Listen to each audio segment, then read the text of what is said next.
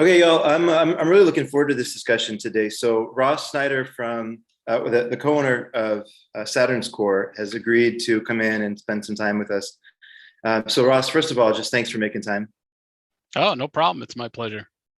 And I wish this was a video podcast so everybody could see behind you a wall of VHS. Is that your personal collection? It is, yeah, yeah.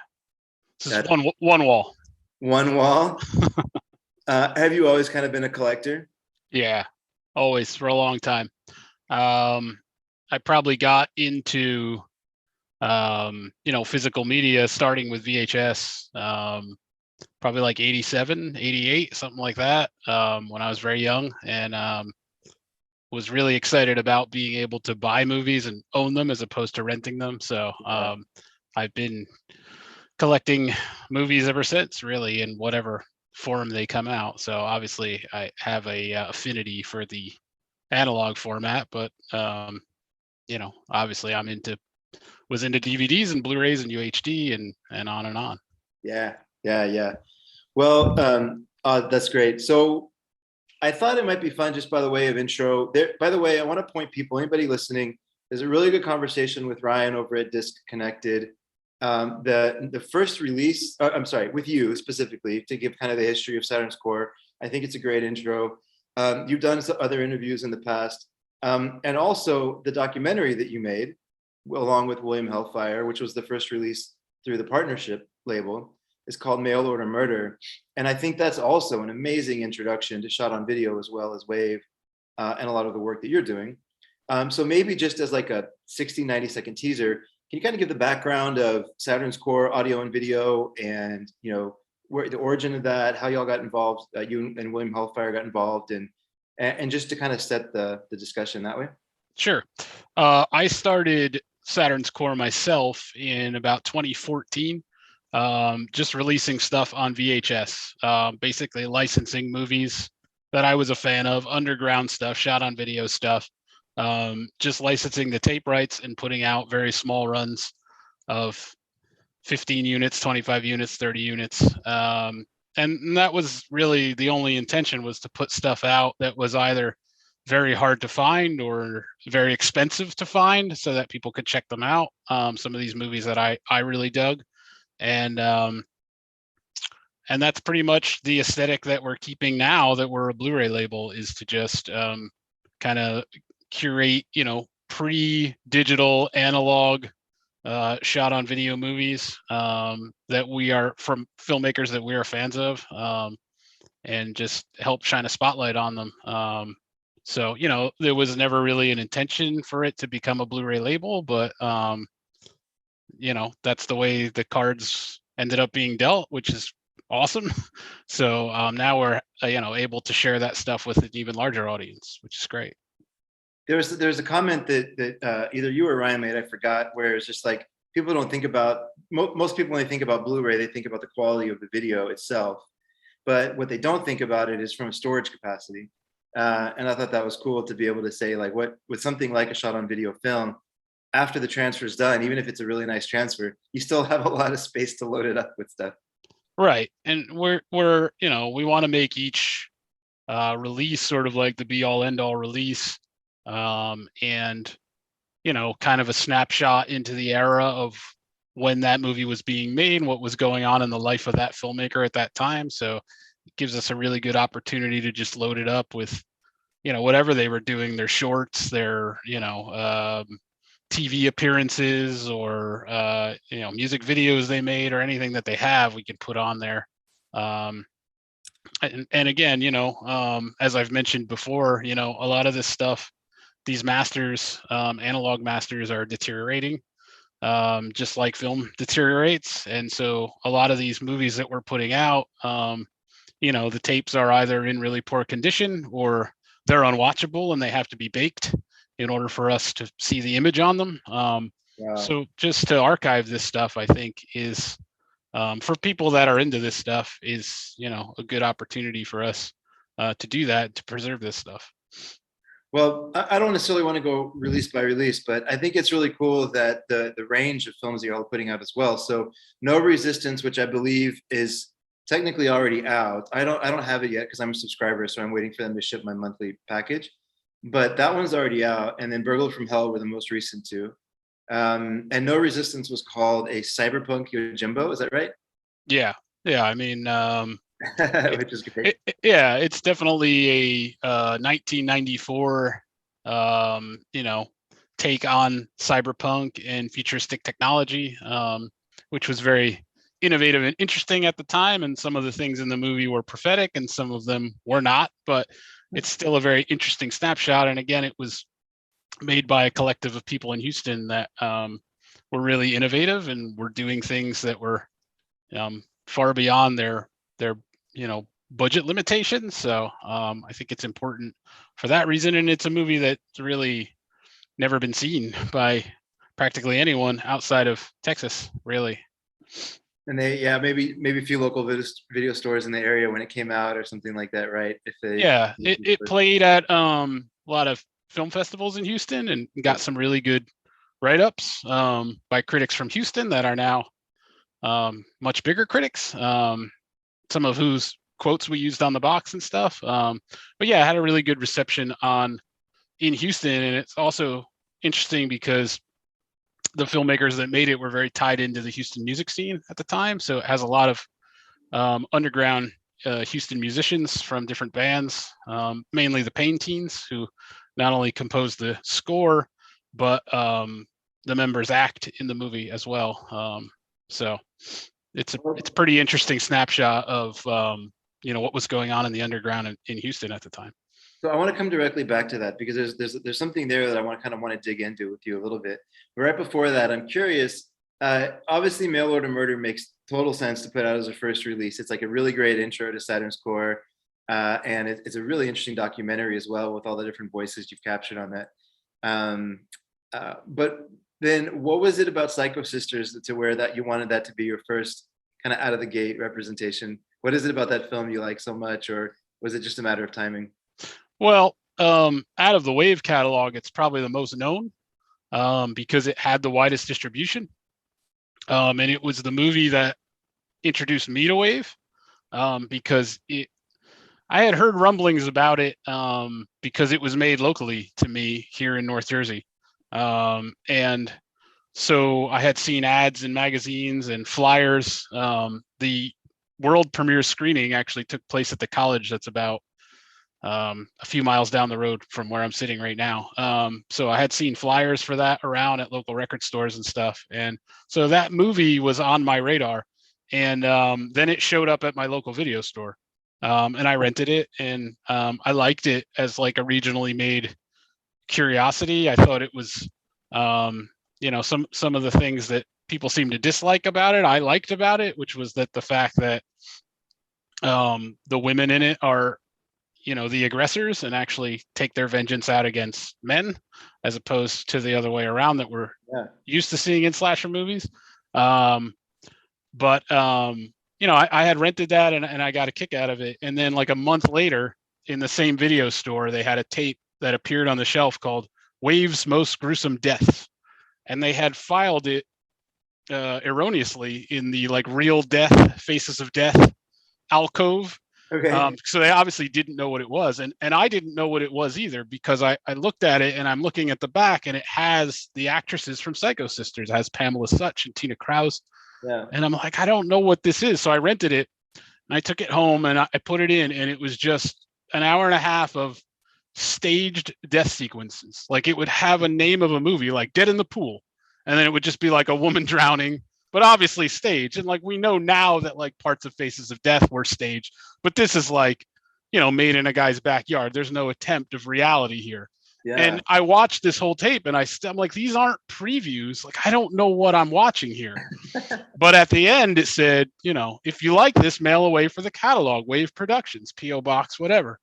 And as someone who was interested in shot on video movies and regionally made movies, I mailed away for the catalog because I was like, I got to find out like what this is all about. And then I started to get a newsletter in the mail from Wave. And that's how I learned about Gary Whitson, who was the founder of Wave, and the fact that they were making custom movies for fans, basically to write and finance their own movies.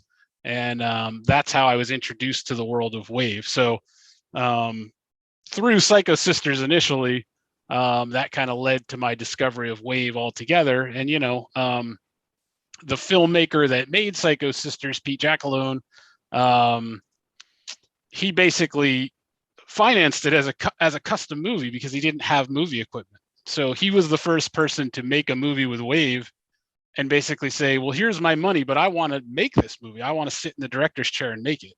And because of that, it was more like a real movie than kind of the rest of the Wave movies. And it got distribution through EI, Independent Cinema, which is still around today as Camp Motion Pictures, or they've had many names over the years. But Psycho Sisters was in a lot of video stores here. And as we made the documentary, we learned a lot of video stores everywhere. So we just felt like, well, this was my introduction to Wave. So I feel like this is a good introduction to Wave for maybe someone who has no idea. So This is the thing I love about Wave, though, right? Is nowadays in 2022, anybody with a phone can basically become a filmmaker, right? And yes, like with YouTube and Vimeo and on, Facebook, like on and on and on. There's like a million platforms to upload your videos, and if people start watching them, then all of a sudden you're a filmmaker. I mean, you're a filmmaker anyways. right. But like back in the 80s and the 90s, I feel like Wave was this funny spot where it was really kind of revolutionary in what it was doing. Of like the first round of that, sort of like anybody can, that with the camera can become a filmmaker and get their films distributed. Yeah, well, I mean, it was an interesting time in the video stores as well. Not that Wave was prevalent in the video stores per se, but yeah, you're talking about a time when you could buy a camcorder from Sears and you could go in your backyard and make a slasher movie in the woods. And by hook or by crook, you could sometimes get it distributed, and it would sit right in your local video store, next to The Hidden and Leviathan or whatever the studios had to offer. You'd have Yeah. Attack of the Killer Refrigerator or Cannibal Campout, and they looked the same. So you would rent these things, and I mean, I loved them when I saw them, but I'm sure a lot of people rented this and like, oh my god, this is like, I could have made this. Why is this in the video store? So it was an interesting time, and that it's probably one of the last times where no budget movies could compete in a marketplace with $1 million movies.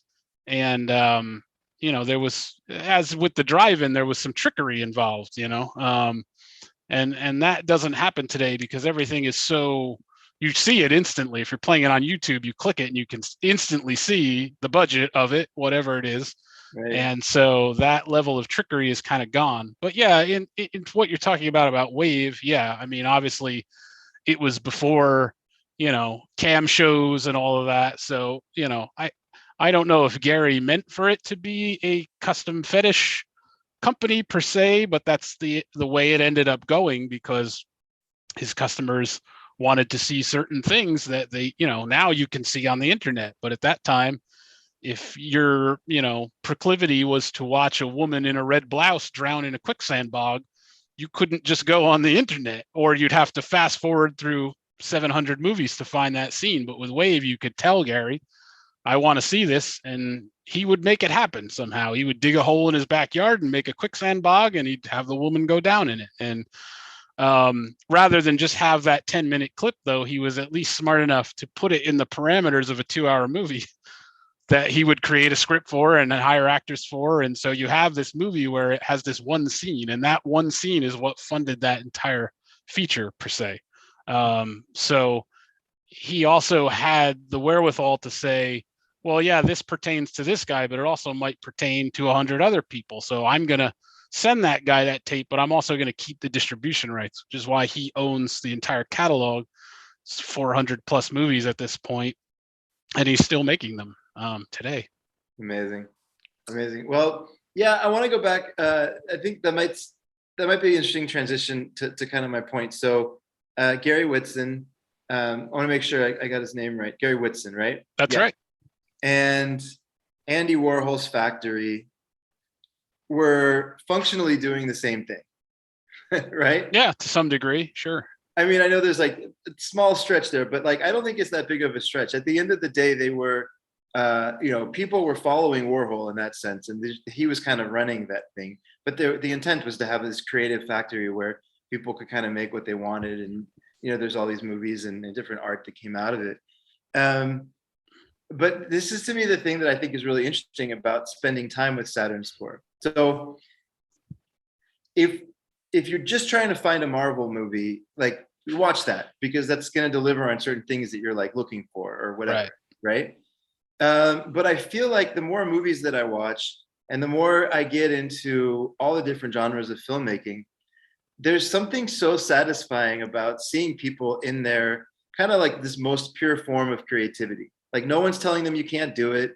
No one has script edits. It's like you're seeing this like completely untethered, like unfettered creativity. And I don't know, there's some wild stuff that happens in these movies that's really like kind of surprising in a good way. Oh yeah, and I mean we're not talking strictly about Wave. That's a very small microcosm of the entire shot on video movement that happened. And yes, what you're saying is true. There were no rules, and when you're watching a mainstream movie or a Marvel movie or whatever, like you kind of know that there's never going to be a moment that where a actor turns to the camera and starts singing a Coolio song or whatever, you know what I mean? Like there's just certain rules that are not going to be broken. But in the shot on video world, anything can happen. Some guy's uncle can just walk through the shot and that's fine. That stays, you never really know what's going to happen. And there is some excitement to that. And when these movies came out in that era, they were pretty much reviled by film fans and film critics. The mainstream, even the genre magazines didn't really cover this stuff because I don't think it was considered a film. And I hope that stigma has changed now that everything that we're watching is shot on video pretty much. Like, yes, it's cheap, but there are tons of cheap movies that, Vinegar Syndrome and Severin and tons of other companies put out that, were shot on film, but, you take a Fred Olen Ray or a David Dakota movie, they were made in a weekend, but they seem to always have this leg up on the shot on video because they were shot on film, whether it be short ends or whatever the case. But I'm hoping that stigma kind of dies down over time because there was a lot of interesting stuff that happened in shot on video world that I think was just, looked over because of the format, and I hope that can change over time. Well, I don't know if you saw this announcement, but speaking of Severin Films, they just announced the Incredibly Strange Films of Ray Dennis Steckler. Yes, I am aware. Yeah. And so just to your point, it's Massacre Videos done. They put out 555 as one of their first titles. And there's this world is getting a lot of attention, I think, from the boutique Blu-ray world. And I think there's something interesting happening now too, where, for the stuff y'all put out, for example, it's obvious that you pay, or unless you do it yourself, but there's a lot of thought that goes into the cover design. So you have a nice slip, and you have all the special features that you would come to expect. It's like just loaded with special features, like you said, the definitive editions of these movies. And I think that's really important for what you're doing, because sometimes the behind the scenes story, the personalities, the filmmakers themselves are as interesting or more interesting than the film that's being put out, I guess, right? Oh, I agree. But I think that's the way with a lot of films that we watch on Blu-ray these days. A lot of things I watch, I'm kind of like, that wasn't that great. But then you put the special features on, or even in the old days, I mean, before speaking of the Steckler set, we had the Andy Milligan set recently, and I had rented a few Andy Milligan movies in the 80s, and I was not that into them. But then I read, the Ghastly One, that book. Somebody recommended it to me. And as soon as I read the story of Andy Milligan, I went out and rented all of those movies, from his earliest to the Weirdo and Surgikill and the ones that came later. And I found a much deeper appreciation for them and, knowing the story of the man himself. So, I think that certainly helps. What was it that initially drew you to shot on video film as opposed to, or have you always been like, is it a wide swath of films that you've been drawn to? Do you focus here? Oh yeah, I love all kinds of films. I would say that my probably earliest film obsession was when I was a kid. Um, I heard my brother's friends describing the Toxic Avenger Uh-huh. and what happened in it, and it just, it's one of those things that you go, well, that can't really happen in that movie. Like they can't stick a guy's hands in the French fryer, and they can't, run over a little boy's head and stuff. And then I rented that, and again, I was probably 9, 10 years old, and it just blew my mind. And so my earliest film obsession was Trauma, um, their entire catalog. That's mostly what I collected when I first got into VHS. And at the time, there was no Trauma Team Video, and there was no Trauma catalog. So I would go and look at the boxes in the video stores until I found ones that said, Lloyd Kaufman, Michael Hers present a Trauma Team release. And Yeah. that was my earliest filmmaking obsession, was the Trauma stuff. And, prior to that, I was a kid. I was watching, Looney Tunes and Bugs Bunny. And looking back at it now, I see the correlation between, the Toxic Avenger and Bugs Bunny. I mean, aside from the violence and sex, they're pretty much one and the same. The attitude behind them. But yeah, I mean, my film tastes obviously grew far beyond that. Mostly into horror, and then like everyone else, into Italian horror and beyond, and eventually into art house movies, and all the great stuff, Buñuel, and Bergman, and all the great stuff. So my film tastes sort of run the gamut. But yeah, I mean, my love for movies started at the video store, and I just happened to be lucky enough to have a video store near me that had, for some reason, a lot of shot on video: Blood Cult, Video Violence 1 and 2, Death Row Diner, Cannibal Campout, all that stuff, Redneck Zombies. I rented all of that stuff. And I think because of my age, being having grown up in the late 80s into the early 90s, a lot of the videos we watched on MTV were shot on video, and we watched cable access all the time, and the commercials that were on TV were all shot on video. Yeah. I've come to find out were made in a lot of cases by people that were making shot on video movies around here. And so it didn't bother me. I just instantly accepted it. In fact, I found it very exciting, because it seemed to me like a very obtainable thing. It's like, well, I can do this. I mean, I never did it per se, but I was excited by the fact of, I can do this. I don't need to try to write a script and get it to a studio. I could just go and buy my own camcorder and make my own movie. So that excited me a lot, in the same way as, when I discovered punk and hardcore. And, when you go to a show and you can stand right in front of the stage and interact with the band, as opposed to sitting in this, second tier of a stadium, it was that same sort of thing. I kind of felt at one with the filmmakers. And, for me, we had conventions locally, Chiller Theater, which were just mind blowing at that time. And you could go there and meet all these people, you know what I mean? So the filmmakers that I loved growing up, like Wes Craven and Brian De Palma and Sam Raimi, and you couldn't go and meet them, Right. but you could go meet J.R. Bookwalter, and you could go meet Kevin Lindenmuth and interact with them and ask them questions. And so it was very game changing for me, and that's part of that era that I love. Obviously, that we continue with Saturn's core.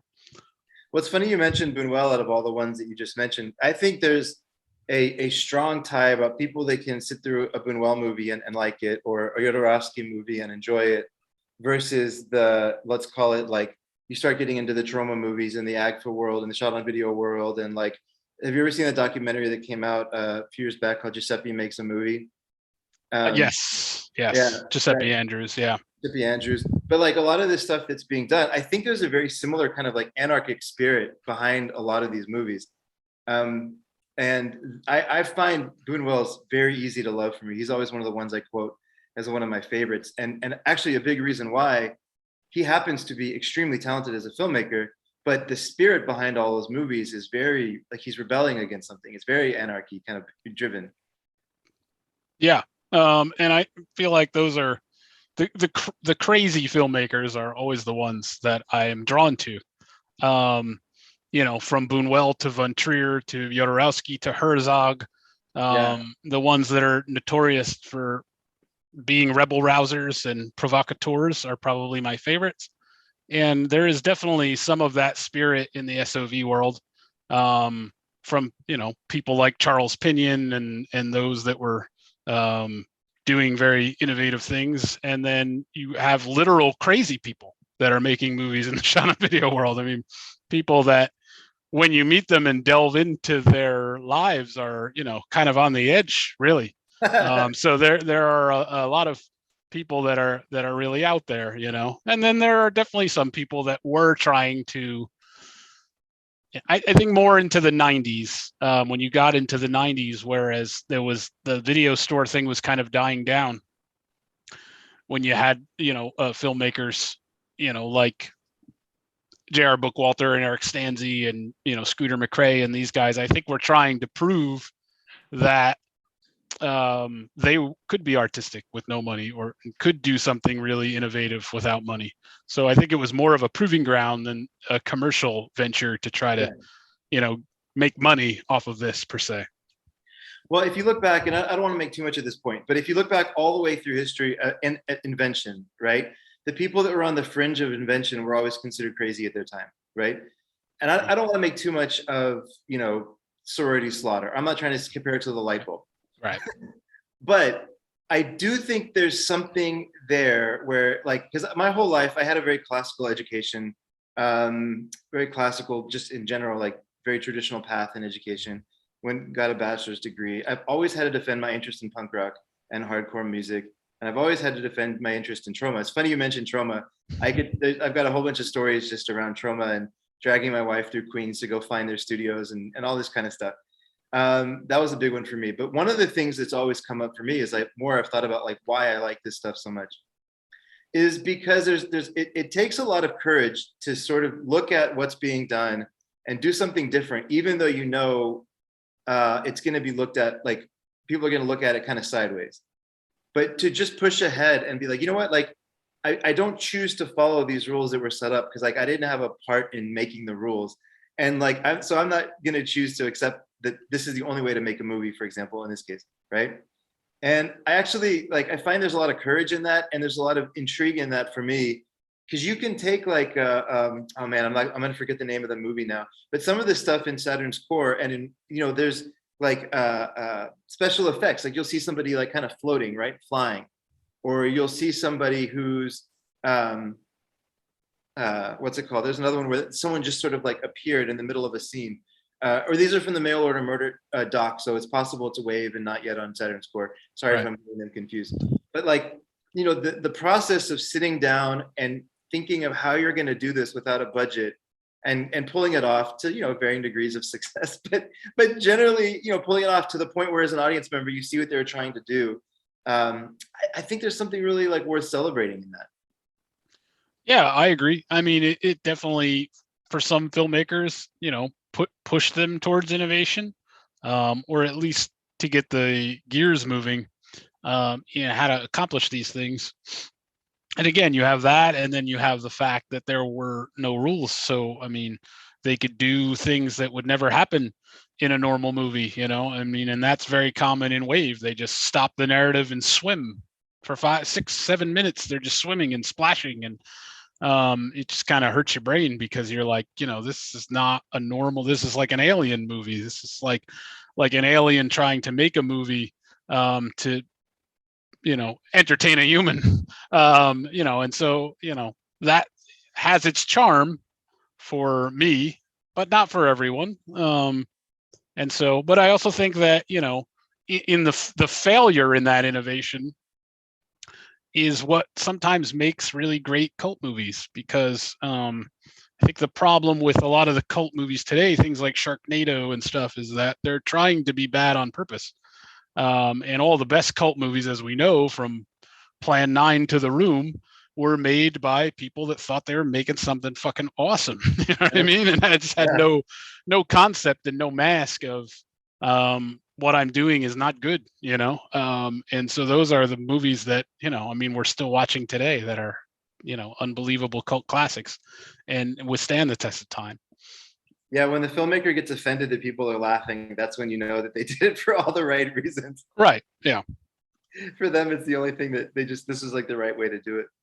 Um, okay, well, thanks for going down that path with me. I like this type of discussion around what you're producing because I want people to see these movies. I want people, if anyone listening and sees the catalog, you know, and is not familiar with the titles and is a little nervous to dive into shot on video, um, I think there's the thing that I appreciate for what you've done is you've gone all over the country now and you found pockets and you found movies that are really well made. It's very interesting, like a very interesting subject matter, whether it's Duck, which is probably one of the more controversial movies that would ever be made.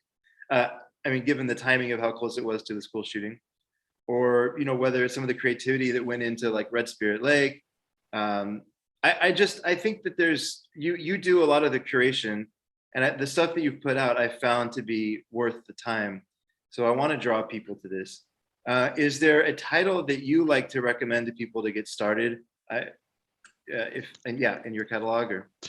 I mean, it seems like the one that's the most beloved in our catalog is Shattered Dead, which I've said before is an amazingly innovative and important underground movie. Period, regardless of the format. It's a zombie film that is unlike any other zombie film and draws inspiration from you know, Eurosleaze and Jess Franco and, you know, surrealism and all kinds of different things, and underground music. And so I think Shatter Dead is probably the one from our catalog that seems to be connecting with people the most so far, which, you know, I'm delighted with. It's a cool, yeah, it's kind of like it's a new take on the zombie film too, right? Because it's I'm trying to remember is it an angel that comes down or somebody comes down and impregnates somebody that becomes a zombie that way? Is that the premise? Yeah, well, it's basically like, you know, the world is infested with zombies, but they're not really zombies. They're looking to attack you. They're just kind of zombies. They're just kind of hanging out and you know, um, trying to make a life for themselves, essentially. You know what I mean? So they're trying to support their families and things, and not in a silly way. It's you know, it's not meant for laughs or anything, but it's people grappling a little more with you know, the fact that their loved one is now undead and it seems to be a normal human being, but you know, they can't eat anymore and they can't have sex anymore. And so a lot of interesting introspective discussions that go on in and around Shattered Dead. It's a really great feature. Cool. Well, thank you for that. Now, I guess a little bit. I always like, you know, when you're here, since you're here, I always like to get into like the business side of things a little bit, just because I think people are always interested in hearing this side of it as well. So, you know, we've heard stories of, for example, you know, Peter Jackson's early horror movies going for the rights of those going like $150,000 just for the rights. These crazy numbers, right? So some of these movies, some of these companies that are trying to put out these definitive editions, the entry point is so high, depending on the movie you're getting into, right? How are the rights holders for here? So when you go and talk to these filmmakers, are they like, what's that, you know, what's that process like? Are they generally pretty cool to work with? Well, yes. And for the most part, a lot of the filmmakers that we have worked with so far are people who were friends of mine. You know, people that I've been interacting with as a fan for many, many, many years. You know, even while I was doing and long before I was doing Saturn's Core, I would, you know, do freelance film journalism and write about movies. And in a lot of cases, I would try to, interview someone like Eric Stanzi, or and try to get that into a more mainstream magazine. You know what I mean? So a lot of these filmmakers I've been pushing the praises for over the years, and a lot of them we had done tape releases for. So it was basically with those, it was very easy to kind of double back and say, hey, we have this crazy opportunity for your movie to be seen by hundreds of people that have no idea what this movie is or what your scene was like in Missouri or wherever you're from. Yeah. And a lot of these guys are still making movies. It's a good opportunity for people to look at the movie and say, well, this is cool. I wonder what this guy is making now. In some cases, it's not going to be for everybody. There's some people that may watch it and never want to see anything from that filmmaker again. But I would say that our main hurdle when contacting filmmakers is trying to convince them that we are not going to fuck them over, because it seems like very little money was made with these movies in the years of VHS and DVD. So when you reach out and say, oh, we have this amazing opportunity and we're going to distribute this all over, and people are going to be able to buy it, whether it be on the Vinegar Syndrome site or through Diabolic or through Walmart or wherever, it's instantly, a discussion about, well, I don't know, because, in the DVD era, when this was in Best Buy, I made $80, so Interesting. that's our main hurdle, and all we can kind of do is say, hey, look, we're filmmakers too. So we get it. In the case of my partner, the co-owner of Saturn's Core, William Hellfire, has been making movies since 95, 96. So I mean, he's dealt with all the foibles that these filmmakers have. So at least we can have that discussion and say, like, we know, like, we've experienced this too, and this is going to be a different experience and a different opportunity, and the only goal here is to shine a spotlight on you and your work. Well, that's and speaking of that, I guess a lot of the times you have a limited edition that comes out, which seems like it ranges from 1 to 2,000 depending on the title, and then some standard editions as well depending on the movie. Are the standard editions, are they also limited, or do they typically stay in print? No, they stay in print, basically until the licensing deal is up. It can be repressed. So the standard ones are around for quite a while. That's good. I mean, because if you're selling, I don't know what the totals are, but if you're selling 2,000 or 3,000 copies, I mean, it's not a life-changing check in there, but there's real money in there to be made for somebody who's trusted you with their movie. So that's great. And hopefully it does its purpose as well of drawing attention to their movies. Yeah, it seems like a win-win in most cases. It's like, we're gonna introduce this to a whole new audience, and hopefully put some dollars in your pocket, whether it be for your next production, if you're still making movies. Everybody's trying to Indiegogo at this point. So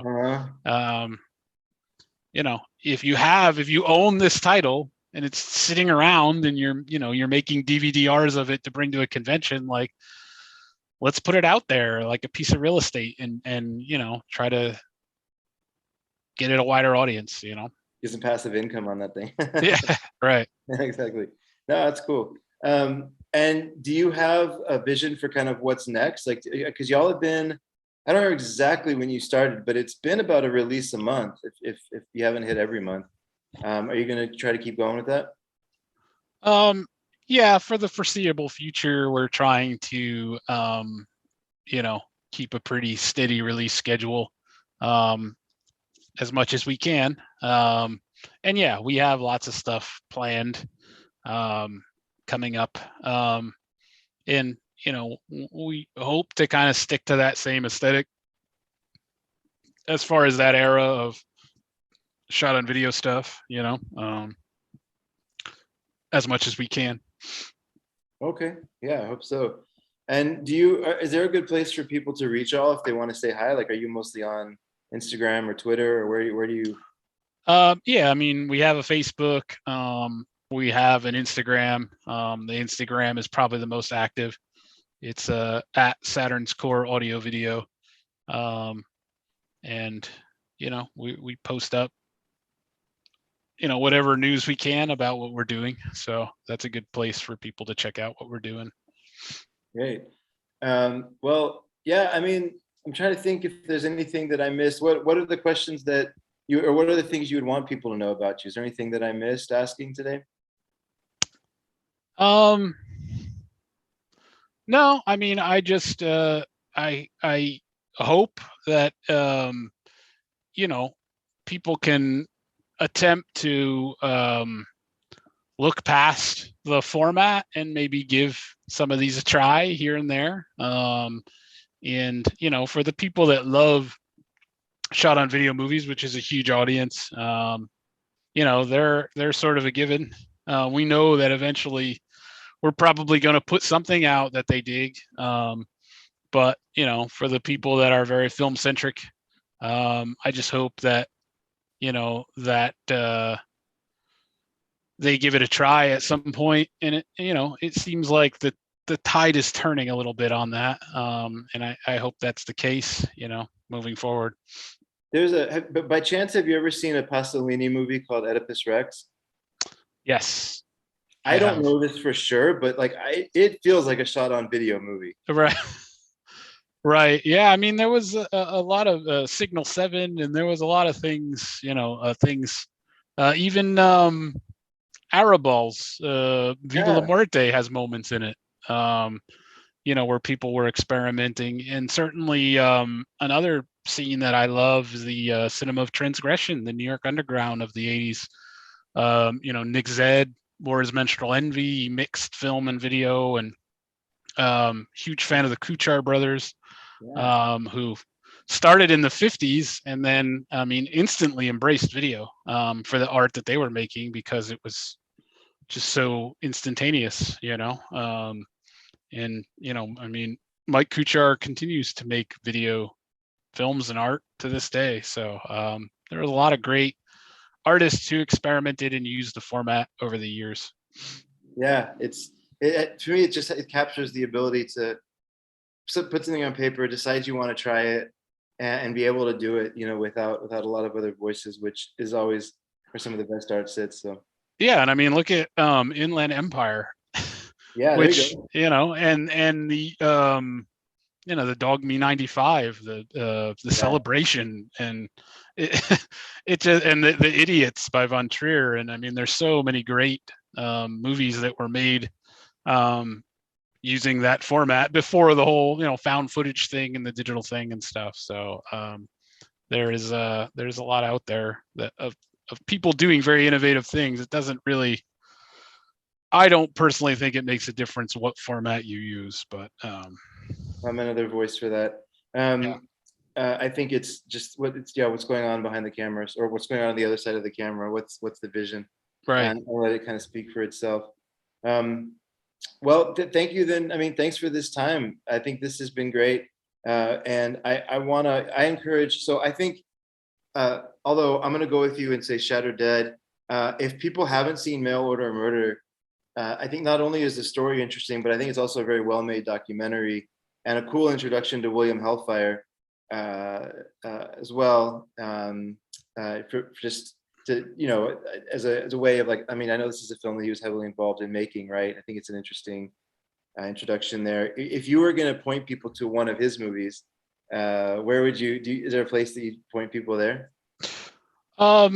Yeah, I mean, before hooking up and becoming friends with William, I was a fan. I really loved what he was doing with his company Factory 2000 in the 90s. They kind of popped up locally and were doing similar things to Wave, but he was doing it in a very almost terroristic way. He worked for EI, Independent Cinema, and so he was answering calls there for videos, and so he knew the allure of this Wave stuff and how much it was selling. And he would get calls from customers and that would say, well, I just want to order any movie you have that has a girl in white socks that you could recommend to me.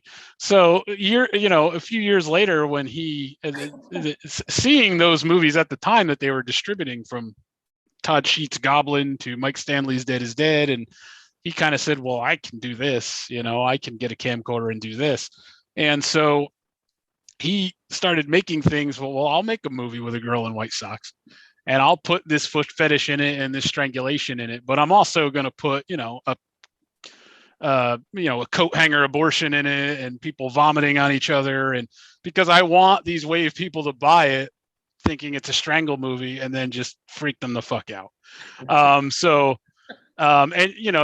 They were essentially named after the Warhol factory. So he had a little collective of hip rock and roll kids that made these really cool shot on video. They're have fetish elements, but they're also inspired by Franco and Argento, and they have all kinds of interesting things going on. So out of those, I Was a Teenage Strangler is a really amazing one.